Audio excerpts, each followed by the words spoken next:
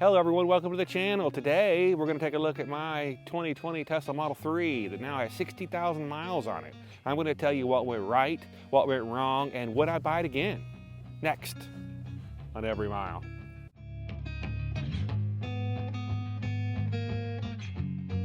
I purchased this car on December 7th, 2019. It's a 2020 model. And the first thing you'll probably want to know after 4 years, what's the degradation of the battery? How much range does it have today? Well, that's a complicated question, but I can say what the indicated range is. So when I bought it, the most I ever saw after a software update once I got the car was 248 miles.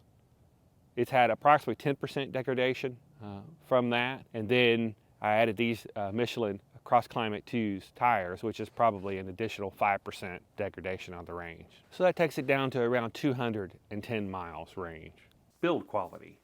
So as you can see here, the interior has held up extremely well. I have no complaints whatever. The colors have been good. I've tried to take care of it, but I haven't gone to any extraordinary means. All's good. The screen's held up very well as well. Yeah, 4 years, 60,000 miles. Really no issues on the interior at all. As far as the exterior, I did get paint protection film on the whole front of the car, including the hood, the headlights, you know, all the way back to the quarter panel, you know, the first part of the door. So it looks really good. I haven't had it, you know, there are obviously nicks in the paint protection film, but the paint underneath looks great. I really didn't have an issue with build quality on this car. You know, you hear about the horror stories, particularly the early Model 3s, and mine was built in November of 2019, so I'm not sure if it's obviously not the very, very beginning, but it's fairly early, and it did not have panel gaps. I did not have any issues upon delivery at all, and I did look the car over very well. But as far as condition, I would say very well at this point. So what do I love about the car? Well, you can't talk about Tesla without talking about performance. Even though this is the slowest Tesla, it's still more than likely faster than almost every other car on the road. So that's very enjoyable to drive. I love the sporty feel of the suspension. I love how well it handles. All that's great. Continuous software updates.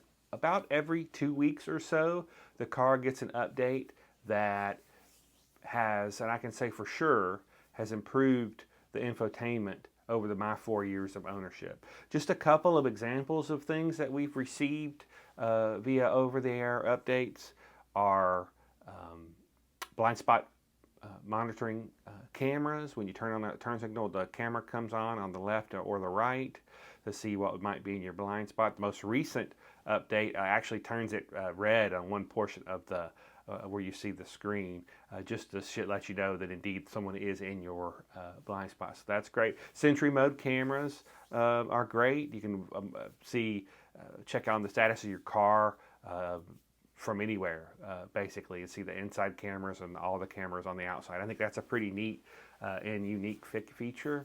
In the Tesla world, we take this for granted because this has been going on since 2012, right? Over-the-air updates. But that's not something that the regular car industry does.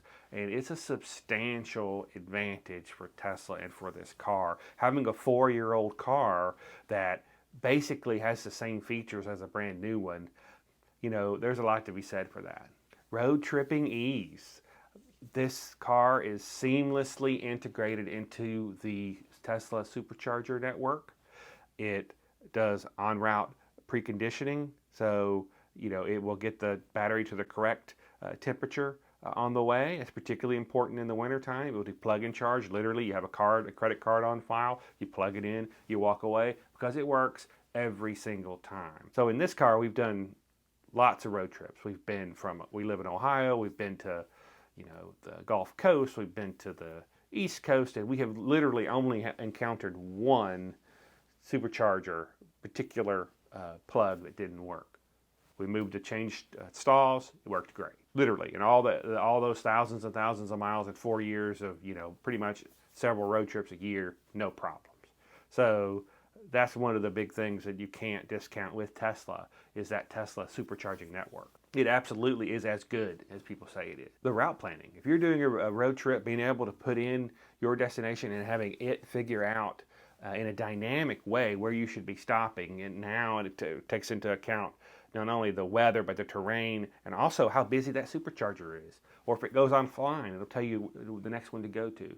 So these are all very powerful tools that have been improved over my years of ownership. Another thing I like about my car is the cost of ownership. So in 2023, I spent exactly $422 to propel my car with energy approximately 12,000 miles. Now, 96% of that was charged in my garage. You really can't beat that. I put on one set of tires. I replaced the cabin air filters, and I've added windshield washer fluid, and that's it in 4 years. This is true of any EV, but I can tell you that those expenses are quite low. So the cost of ownership is a really big deal for me as I choose a vehicle. Okay, what I dislike. Here we go. As you can tell, I do really like my car, but there are some things that my wife and I have never liked. First and foremost are the seats. This is a little controversial because some people really love the seats and go on about how great they are. I'm not sure what they're talking about. They're too narrow, and the side bolsters, the shape is sort of like this, and I'm not really that big of a person, and neither is my wife, but neither one of us like it at all. She dislikes it more than me, but it is not comfortable, particularly on a long road trip. I heard a reviewer describe the seats as sitting on the seats rather than in the seats, and I really think that's exactly what it is. The next dislike, road noise. There's no way around it. This car is loud on the road. My car is a 2020 model. I know they have made some improvements in that regard with sound dampening, with dual pane glass, at least as of this recording on the front, side windows at least. But my car is loud, and when I added my Michelin Cross Climate 2s, that didn't help. But the original equipment tires were quite loud, wind noise and road noise. I just said I love the ride of my Model 3, and I really do, but it's too harsh. And even though I love the handling, there has to be more of a balance between the ride comfort and the rigid sort of feel everything nature of the car, which is what it is. It's really too harsh. So problems, here we go. So I have not had many, but the ones I have, I do want to call them out. So just before I ran out of my warranty, I noticed popping and sort of squeaking when I turned the wheel at low speeds. And after just a little bit of research, I found out that it was the upper control arms on the front suspension. And this is a known issue in the Tesla Model 3. And I was able to get it replaced under warranty. They replaced, there was only one side making the noise, but to their credit, they replaced both, gave me an alignment, all is good. And I did ask if I'm going to be back in 50,000 miles to get this fixed, and they said no, that the part had been re-engineered. I hope that's true. What I also hope is that it's recalled. I mean, if you don't have to get too far into the forums or into the groups for Model 3 to discover folks that have actually had to pay for this, I don't think that's right. This is a design flaw. It needs to be fixed on recall, and it needs to be fixed for every single car. So I did have one headlight that stopped working, and that was replaced again under warranty, the whole unit, and they came to my home to fix it. So that was mobile service, which is great. And I will say, you probably heard complaints about Tesla service. Here in Southwest Ohio, I go to the Cincinnati Service Center when needed. I have never had a problem. I have never had a problem getting an appointment, and everybody there has always been super helpful and generous. Now, I know others have not, but that's been my experience. But it's particularly good when they can come to your house or place of business and fix that for you.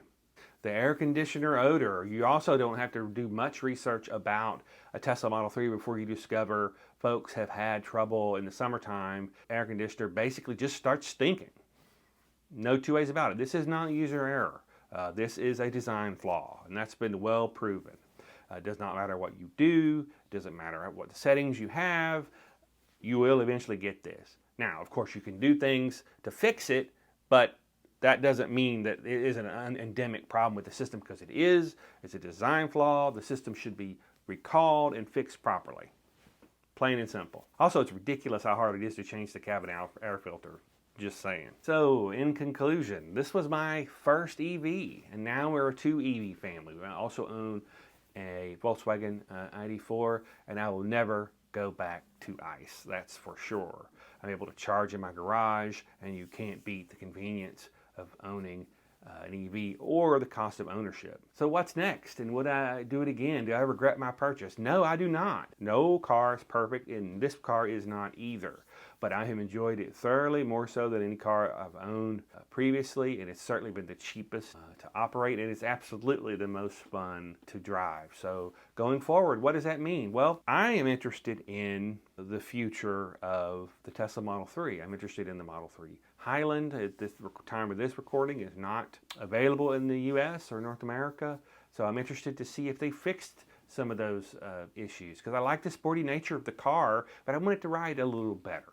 I want it to be a lot quieter. I want the seats to be substantially more comfortable, and I'm not sure that will be accomplished in this enough to suffice. I'm not sure. We'll see. I'm interested in the Tesla Model Y refresh known as Project Juniper. That is supposed to be occurring at some point in 2024. What are they going to do? Are they going to be increasing the range? Is it still going to get the full $7,500 tax credit? That's a really good point, because at the time of this recording, the only Model 3 that gets any tax credit is the Performance Model 3. But I would definitely consider another Tesla. I would also consider another brand. I would also consider possibly getting a used car. Well, I hope this has been helpful. I've enjoyed my car, and I hope you've enjoyed learning about how I've experienced it over the past 60,000 miles. And if you decide to buy a Tesla, use a referral. You can get a discount, you can get supercharger miles. It varies, depends on the quarter or the season. Use my referral code. I'll leave it in the description. But regardless of whether you use mine or someone else's, if you buy a Tesla, use a referral code. Well, thank you for watching. I appreciate you tuning in. And if you like what we're doing, if you could give us a like, that would be appreciated. And make sure you subscribe to see what else we get into. Thanks so much. Have a good one.